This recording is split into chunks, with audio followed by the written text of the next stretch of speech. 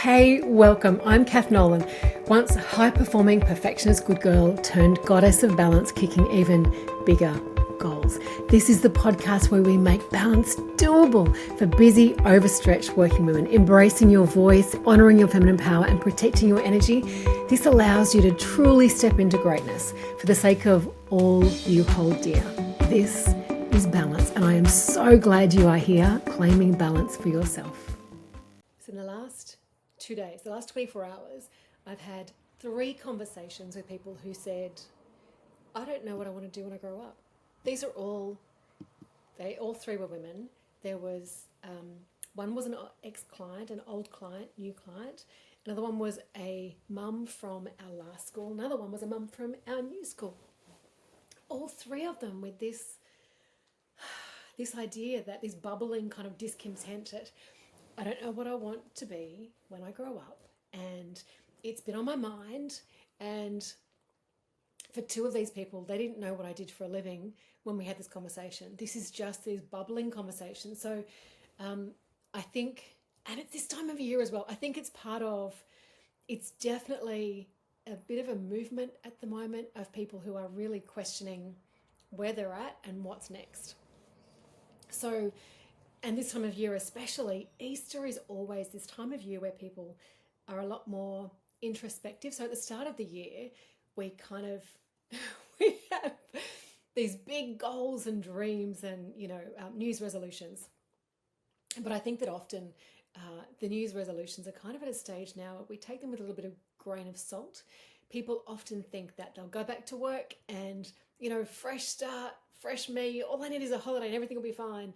By Easter, they're kind of going, no, the holiday didn't fix it. It's still the same job that it was before Christmas, and let's see what we can do about it.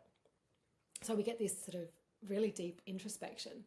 Now, I know that this is, anecdotally, I know that I come across this a lot, especially the women who I work with. And I work with some men at the moment. There are men in my program at the moment who I'm working with who are not women, who are going through the same sort of thing. 2 senior leaders at the moment, they're working through the same thing. So I wanted to share this episode. In this episode, I want to share with you, this is an issue that I've actually built a program for. It's a really tiny program because why is it a tiny program?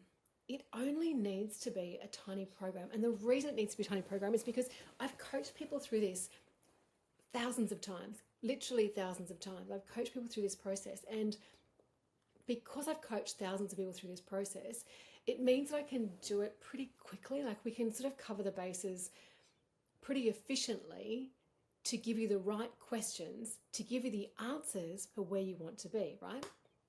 So I have this program. It's like, it's a program that I've delivered in corporates for hundreds of dollars per person. And this program is bundled together.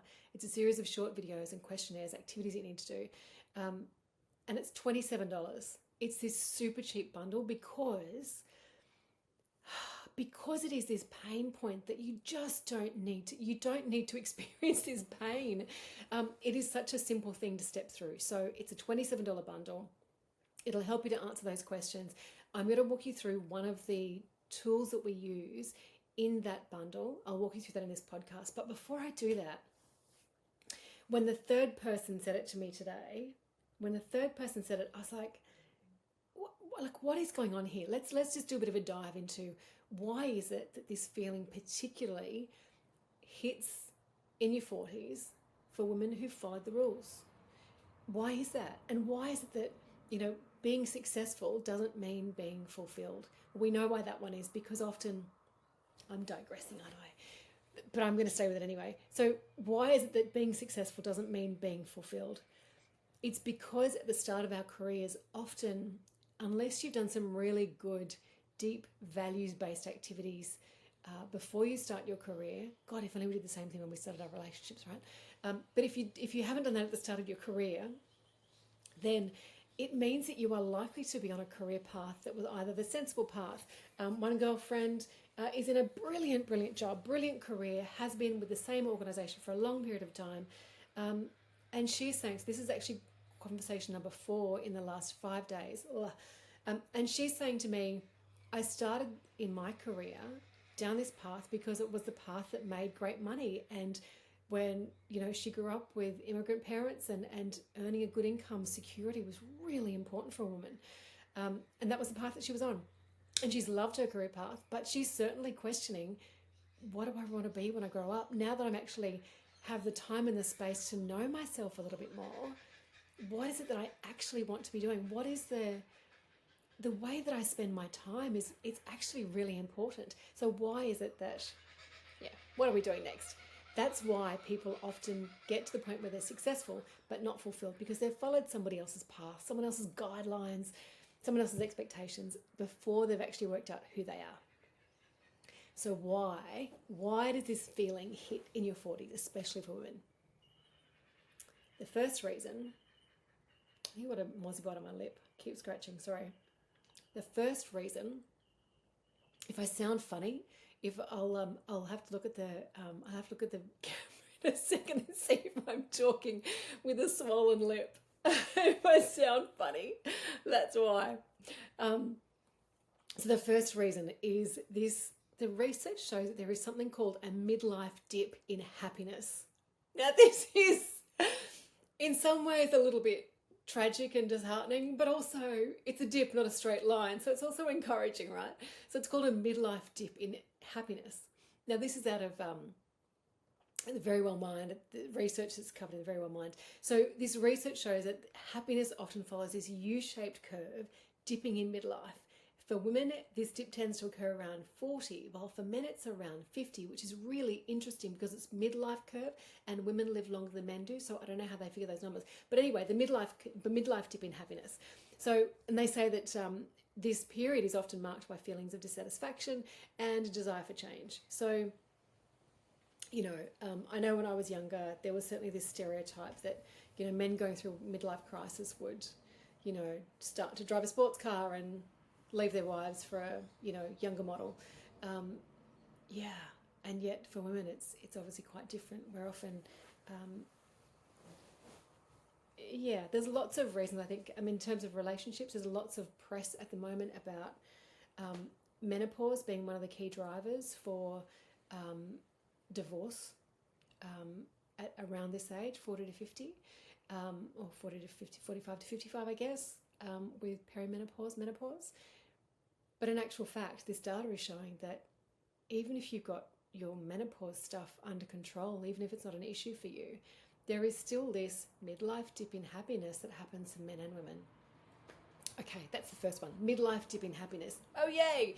But it's a dip, not a straight line. There's good news.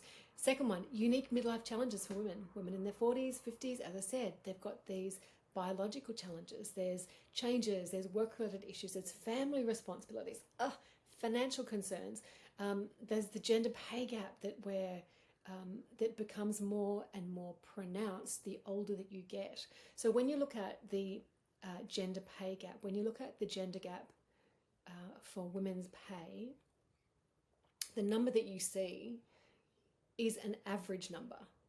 So when women are starting out in their careers, there's generally very little gender gap, if anything. By the time we get to age 35 up, the gender gap starts to get more and more and more pronounced. So by the time you get to midlife, the gender pay gap is actually closer to 30% plus. So these challenges also mean that financial concerns, financial problems. You've also got the fact that your superannuation is much smaller. If you've had time off to raise children, you've got superannuation that's much smaller than your partner's superannuation is. You know, the fastest rising group of homeless people in Australia is women over 60. So there's these issues certainly are compounding to make midlife particularly tumultuous, you know. Then third one, menopause. Menopausal symptoms on work, huge impact. There's been a lot of research. There's a lot of ground being covered at the moment, which is fantastic, about how menopause symptoms adversely affect employees, which impacts potentially work performance and reducing job satisfaction, which means potentially decreased productivity or just working way harder to get the same level of productivity and increased consideration of leaving the workforce.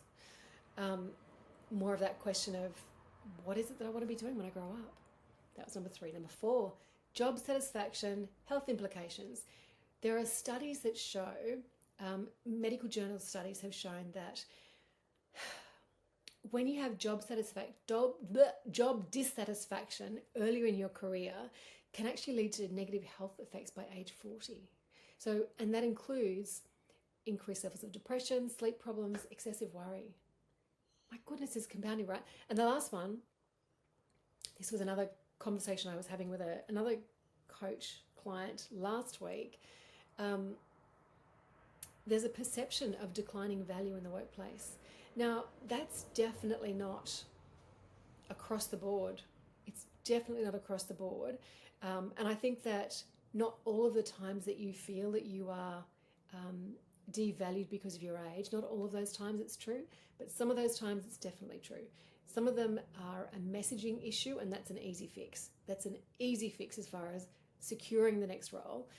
But definitely there is a component of that where, you know, there's reduced job opportunities and increased pressure towards retirement. So these perceptions can impact women's self-esteem and also career satisfaction. So these things are, I mean, these issues are very real, right? They're very, very real. And you can see that there's quite a few of them. So it's pretty pronounced, right? So I guess what I would really like to do is just to give you permission to not have the whole picture. You don't need to have the whole picture to just start with the next breadcrumb, you know? If you think about if this topic we're talking about, if this is resonating for you, I think about the 18-year-old next door neighbor, child, niece, nephew, you know, whoever it is that's in your life that you have known that is struggling with what do I want to do in my life in their first job. The advice is generally, it doesn't matter what you're doing, just get started. You don't have to have all the answers, just get started. Get started, move forward. I think that when it comes to a job application, so if you're looking for your next move, the most common way that people will do that is by applying for job ads, right? And when you are faced with a job ad, they're going to be extremely prescriptive about what you need to have evidence of in your resume that directly matches that, because this recruiter is getting paid a lot of money to be the middleman and find exactly the right fit. They want the square peg in the square hole. And so if you are in a position where you're kind of going, I don't know what's next for me, honey, let me tell you, it is going to come across in your resume that you're not quite sure what you want to do. And so if you are coming across in any way as even slightly goal diffused, and this is extra challenging if you are at this level of your career, because you can actually do a bunch of different things and you don't want to close yourself off from any of them. So it can be really challenging. I would say to you, if this sounds like you, definitely the path that you need to pursue with greater vigor is definitely connections. It's one of the things that I work through with people to work out who their connections are. And the reason we do so much work in it is because most people say, I don't have any connections. My network is dead. You know, the people who I've worked with before, I haven't kept in contact with them. I've been too busy doing other things. Just nailing my job is enough of a mental focus in the midst of my life focus. I have not invested in making sure that I've got the groundwork laid for leveraging the work that I do for the next step. Yeah. So building your connections is definitely a really important part in that process, particularly when you can do a lot of things and you're open to a few different angles, and especially if you're not exactly 100% sure of which specific job title is the one job title that has your name on it, right? So if you are in a stage of kind of considering this question of, you know, what do I want to do when I grow up? Then I'm going to give you one tool from this bundle. So it's a $27 bundle. It's called Your Next Career Move. I will put links to the bundle where you can see it from this podcast. It is really straightforward. It's just a matter of, and I say it's really straightforward, and I realize that might be, I don't want to be dismissive. It's really straightforward because I've walked through it literally thousands of times. So it's a very straightforward process. It's just a matter of grabbing the question, doing the activity, getting the answer, taking that information, rolling on to the next one and the next one, to the point where you actually build towards, okay, these are my non-negotiables, these are my possibles, and these are the things that I, non-negotiable yes, non-negotiable no, yeah? Okay, then you can do some exploration into those different opportunities that you want to pursue. So this one tool that I want to give you, what you'll need to do for this one tool is you'll need a blank sheet of paper. So a blank sheet of paper, it can be a blank screen, a blank PDF on an iPad if you want to, or a sheet of paper. I quite like the sheet of paper when I'm doing creative stuff. For me, the sheet of paper, it just adds an extra element of the brain activity. Is it's the creative process works a little better for me with a ink and paper medium. Got those words out. Ha! Okay, so whatever version of pen and paper means for you, whatever that means for you, go with that, right? The most important thing is that you do it anyway. Anyway, it works. So sheet of paper, you want to sit the sheet, gosh, that was messy. You want to sit the piece of paper horizontally, and what you want to do is you want to draw a line across the middle of the page. Again, horizontal line across a horizontal piece of paper. Now, you're going to step through each of your jobs, right? So the very first job above the line is what you loved. Below the line is what you really didn't like. You are going to go back, my friend. You're going to go back to your very first job. Your very first job. If it was delivering papers, if it was babysitting the kids, the neighbour's kids, whatever your first job was. It could have been mowing lawns. Whatever your first job was, put that in there. And then the next job. One of my first jobs was I worked as a promo chick for an alcohol company. Above the line, you're going to write what you loved about that job. Below the line, you're going to write what you didn't like about the job. Now, you need to get as specific as you can. I don't want to see that, I'm not going to see, you're going to see, but I don't want you to see above the line the things that are, I don't want you to use vague comments here. I don't want you to use things like, I don't want you to write down phrases like, I loved the people. What was it about the people? What did you love about the people? What I'd like you to do is, as you're going through this activity, I want you to suspend your judgment. But I'm also going to tell you that the thing that you're looking for at the end of this process is not actually, oh my goodness, I loved being a promo chick, I want to go do that again. No, I'm not going to be going to be a promo chick again. There's definitely a defined time for that kind of job. And I'm way past it. So it's not about looking at any given job and saying, oh, I should go back and do that again. You're actually looking for the patterns. And so if the comments that you have above the line, for example, are, I love the people, you're potentially going to have the same words below the line. So that's not going to give you a pattern. What you want to do is to say, for example, something really specific like, the people were work hard, play hard, or the people were at the same stage of life that I was at.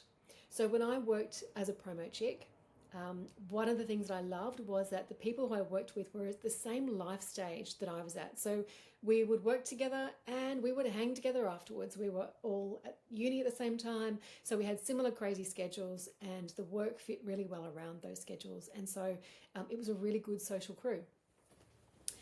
Loved being in the most fun venues in Sydney at the time, and under the line, below the line, the gold hot pants for the Rocky Horror Show costume, they had a definitely shelf life. Like the cute, really cute bustier and gold hot pants, very definite end date on that costume.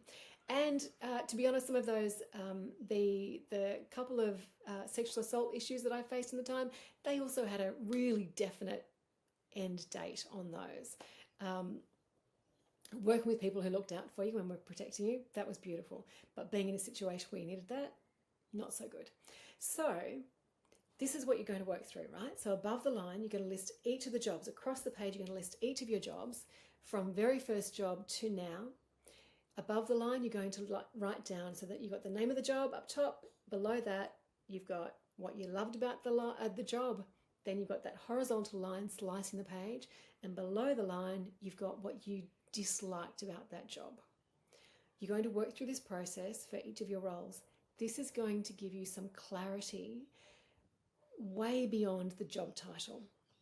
Because let's be honest, there are some very obscure job titles right now. And so this sort of information, working out what are the things that you love about a job and what are the things you don't like about a job, these are the things that are going to add into, the basis of, is that the right job for me? Is it not the right job for me? It then allows you, if you really want some big sky, blue sky thinking in terms of what possibilities are there, it allows you then to do a Google search on, Seek, Indeed, wherever it might be that you're looking for jobs. And you can compare your list to some of those job ads and job descriptions, yeah? It also then allows you to have bigger conversations with people. And if you then take that conversation to a coach, someone like myself, there are lots of us out there,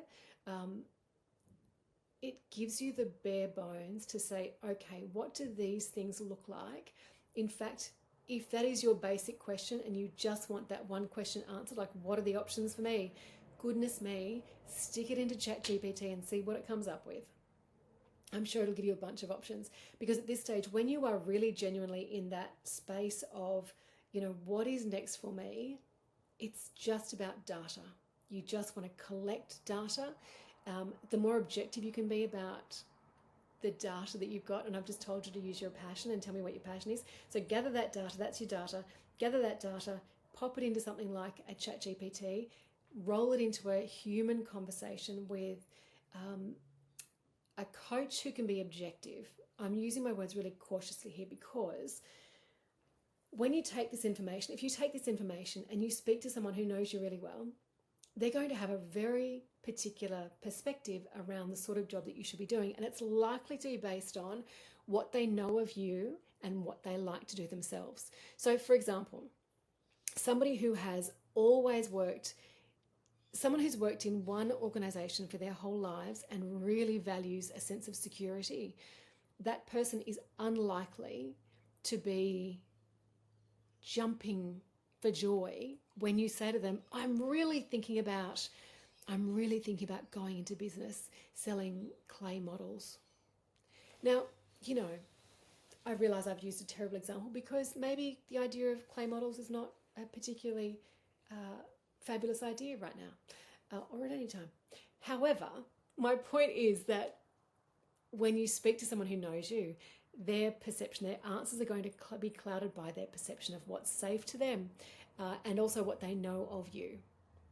So if you have some things that you've actually been dying to do, things that you think would be really cool to try, some things that you think might be really fun, the best place for those sorts of questions is definitely to have a conversation with a coach, or to do something like this $27 bundle that will take you down a little bit further to work out a few more layers with some activities like this to get a bit more resonance behind what are you good at? What are your values really? Not just the values that you have been saying are your values, but at this given point in time, how do you separate out the values that you've been working to with the values that you genuinely feel that are your non-negotiables?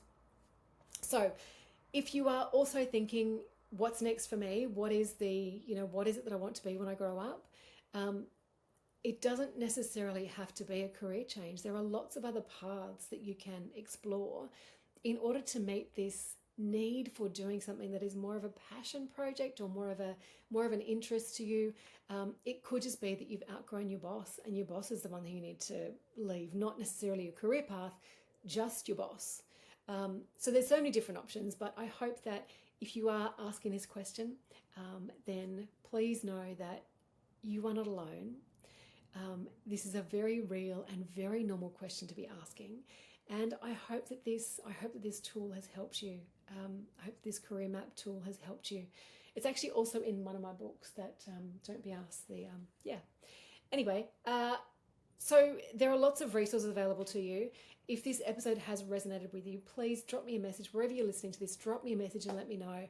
I can certainly point you towards more resources if that's useful for you. See you next week. You know, I believe that women do help other women. I hope that this episode has empowered you to question your willingness to go last. I hope that you will embrace balance. And I'm also hoping that you will help me to help other women to do the same. So how can you help? Show your support for the work. Subscribe and review the podcast here where you're listening. Follow the Goddess of Balance on Instagram to catch some cheeky behind the scenes and extras. Connect with me on LinkedIn and share the posts with your network. That would be sensational. If you have enjoyed this program, this episode, you will no doubt love my group coaching program. You've got to find all the links to these in the little written blurb for this episode. Thank you, my friend, for normalizing balance with me. We are raising performance and reputations, wellness and equality. Together, we're creating positive change for working women, starting with you. Sincerely, I thank you for being part of the movement.